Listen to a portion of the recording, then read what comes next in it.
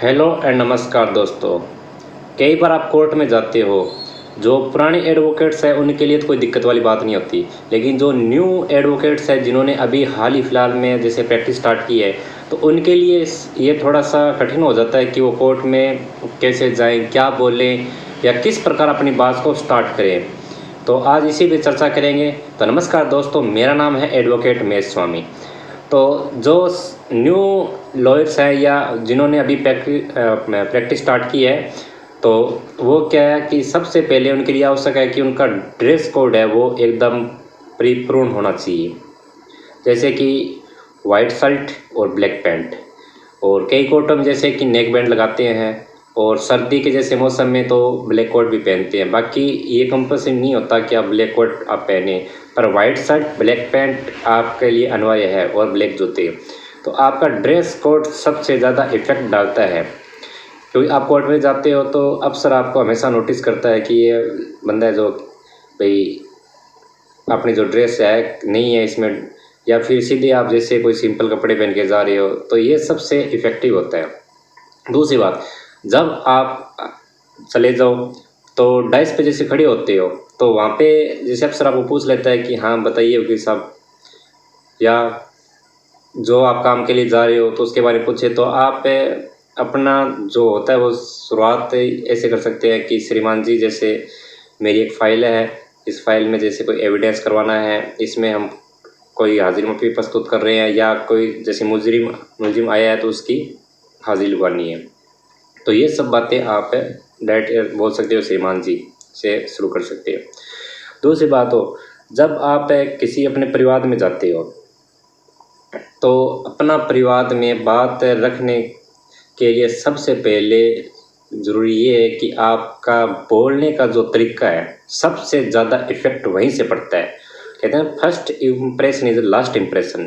तो आपका बोलने का जो लहजा होता है उसी पे सब कुछ डिसाइड होता है कि आप किस प्रकार अपनी बात को रख रहे हो, क्योंकि जो सामने जो अफसर बैठा होता है उसका माइंड क्लियर करना ज़रूरी होता है कि उसके माइंड में बहुत सारी बातें होती है, हर केस के बारे में अलग अलग जो विचारधारा होती है।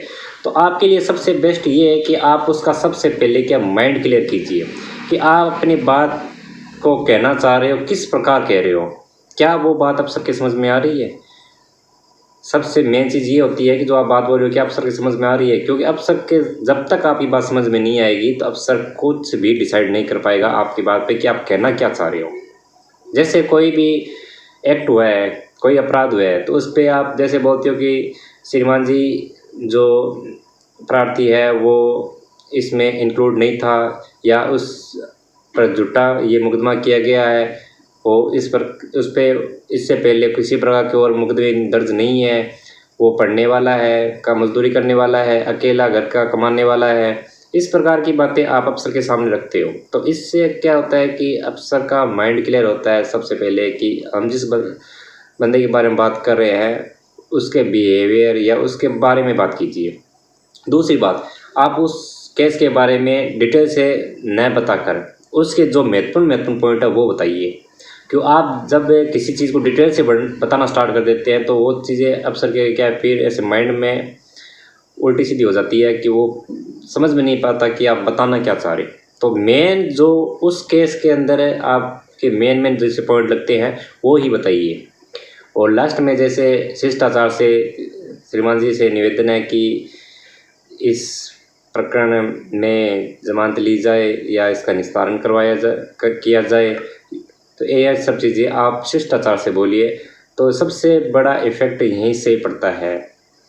बाकी जैसे आप कोर्टों में डेली जाते हो तो दूसरे जो सीनियर एडवोकेट है उनको देखिए वो किस प्रकार प्रैक्टिस कर रहे हैं, किस प्रकार वो उनका सवाल क्वेश्चन वगैरह वो करते हैं, किस प्रकार वो बोलते हैं।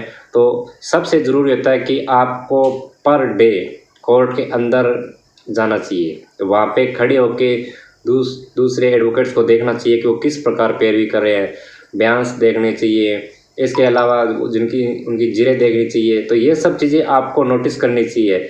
ये तभी होगा जब आप डेली कोर्ट जाते हो, और कोर्ट में आपको इजलास में जाना बहुत ही ज़रूरी है। जब तक आप कोर्ट में खड़े नहीं रहोगे आप चीज़ों को नोटिस नहीं करोगे तो आप कुछ भी नहीं सीख पाओगे। आप चाहे 5 साल लगा लो, 10 साल लगा लो, चाहे आपको पूरे 20-25 कितने साल लग जाए, आप उन चीज़ों को नहीं सीख पाओगे। तो सबसे बड़ा काम ये है कि आप कोर्ट में डेली जाओ, और इजलास में आपको, इजलास का मतलब ये है कि जहाँ पे अफसर बैठते हैं, जिस कोर्ट रूम को हम इजलास बोलते हैं, वहाँ पे जाना आपका सबसे ज़्यादा ज़रूरी होता है। तो यह जानकारी आपको कैसी लगी हमें कमेंट करके ज़रूर बताएं। धन्यवाद।